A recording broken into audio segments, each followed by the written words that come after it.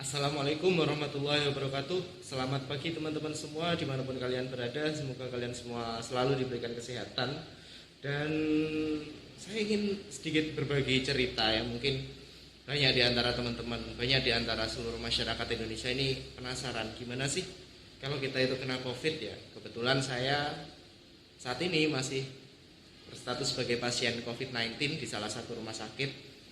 Dan saya ingin sedikit berbagi kepada kalian gimana sih awal ceritanya saya bisa terkena COVID dan masuk di rumah sakit di salah satu rumah sakit di daerah saya. Jadi awal mulanya adalah ketika pada tanggal 10 Januari saya merasa nggak enak badan. Badan itu sakit semua, kemudian saya itu merasa mual, kemudian ditambah pusing dan demam. Saya demam hingga mencapai suhu 39,4 waktu itu ya. Padahal dari awalnya sore itu masih 38, kemudian naik dalam waktu sekitar 3 jam itu naik hingga 39,4. Kemudian Senin pagi saya periksa ke dokter dan ya kemungkinan kata dokter radang tenggorokan ya, karena memang gejalanya sama seperti penyakit radang tenggorokan. Dan dokter bilang kalau 3 hari masih demam, saya akan disuruh untuk lab.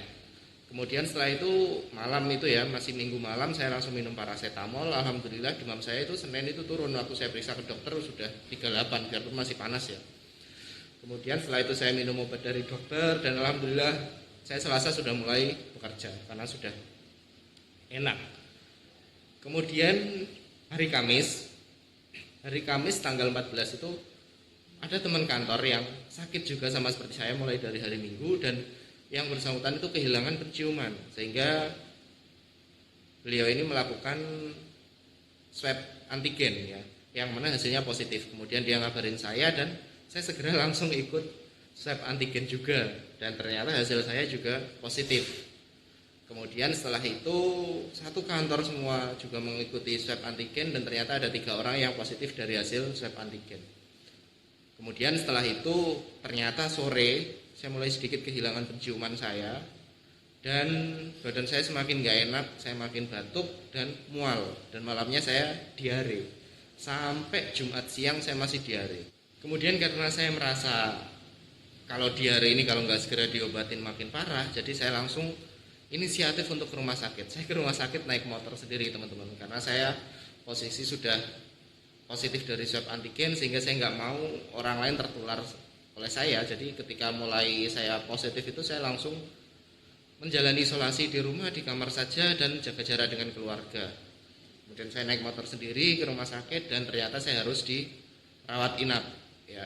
Kemudian saya dirawat inap sampai pada hari Senin pagi tepatnya, saya dilakukan swab PCR oleh rumah sakit. Saya di PCR dan sorenya hasilnya keluar, habis maghrib keluar dan saya positif ya. Dan selama dari Jumat sore hingga hari Minggu saya masih berada di ruangan ini. Nah mungkin teman-teman bisa lihat ini ruangannya seperti ini. Ini kalau di sini masih masuk di ruang abu-abu karena belum ada hasil positif ya teman-teman. Jadi karena belum dianggap positif karena masih PCR-nya masih belum ada hasilnya. Kemudian setelah saya positif saya dipindah ke ruangan yang khusus untuk pasien yang positif. Nah, gimana sih rasanya kita selama isolasi di rumah sakit itu teman-teman? Banyak orang di sini yang saya yakin semuanya takut ke rumah sakit karena takut akan di-COVID-kan. Ya mungkin itu yang masih cukup ditakutkan oleh masyarakat. Padahal COVID itu nggak perlu ditakutkan teman-teman. Selama tubuh kita, imun kita masih baik, kita nggak ada penyakit komorbid atau penyakit bawaan, insya Allah kita bisa sehat. Jujur saya waktu datang ke sini kondisi saya lemas, batuk saya parah, mualnya luar biasa dan badan itu nggak enak semua.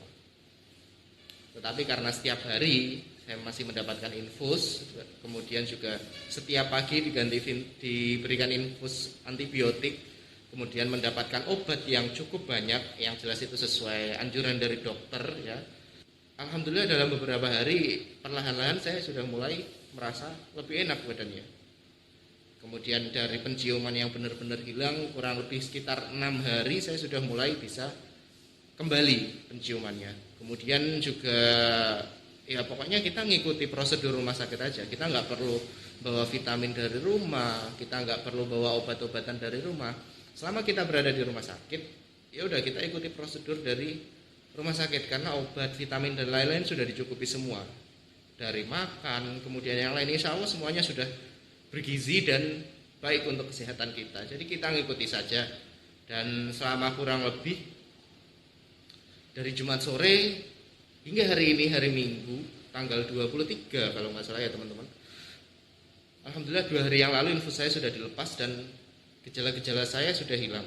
Tetapi bagaimanapun yang namanya virus COVID-19 itu ketika gejala sudah hilang, virus itu tentunya bisa jadi masih ada di tubuh kita. Dan besok rencana saya akan dipindah di rumah isolasi kabupaten karena saya khawatir kalau saya isolasi mandiri masih bisa menularkan kepada keluarga saya yang ada di rumah, yang mana keluarga ada yang sudah tua dan ada penyakit komorbid juga. Jadi saya nggak mau sampai gara-gara saya ini malah mengakibatkan orang lain ini menjadi susah. Jadi saya lebih memilih untuk isolasi di rumah isolasi Kabupaten Tuban saja teman-teman. Dan ya seperti ini kondisinya.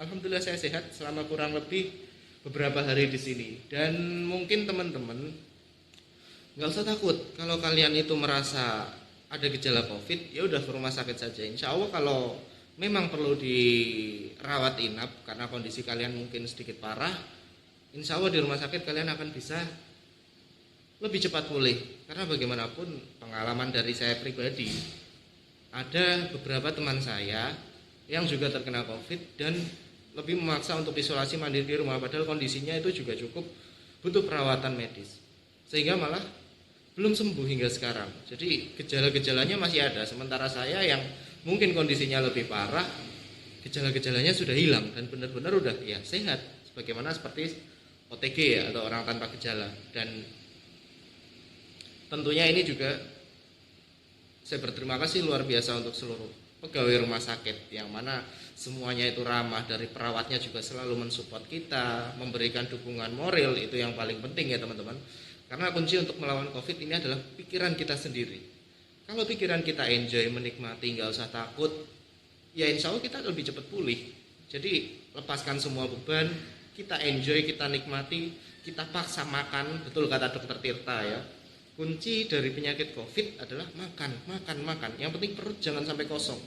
Enak gak enak, saya waktu pertama masuk di rumah sakit itu makan gak enak teman-teman, beneran.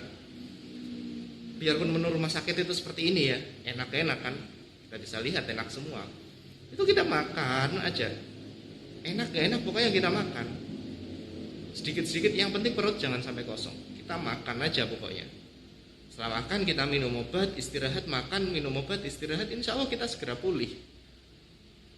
Jadi kuncinya hanya itu teman-teman. Yang paling penting pikiran kita jangan merasa terbebani, kita nikmati, kita enjoy, dan ya insya Allah semua gejala-gejala perlahan akan hilang kalau kita sudah menerima obat yang betul. Kalau untuk tambahan mungkin saya hanya minum 1 susu Bear Brand setiap hari dan juga madu. Cuma itu aja selama di rumah sakit. Karena memang kita tidak diperbolehkan mengkonsumsi vitamin-vitamin atau yang lainnya karena dikhawatirkan berbenturan dengan obat yang sudah diberi oleh rumah sakit. Nah mungkin itu teman-teman sedikit cerita dari saya selama saya di rumah sakit dari hari Jumat tanggal 14 hingga hari ini hari Minggu. Ya kurang lebih saya 10 harian lah di rumah sakit.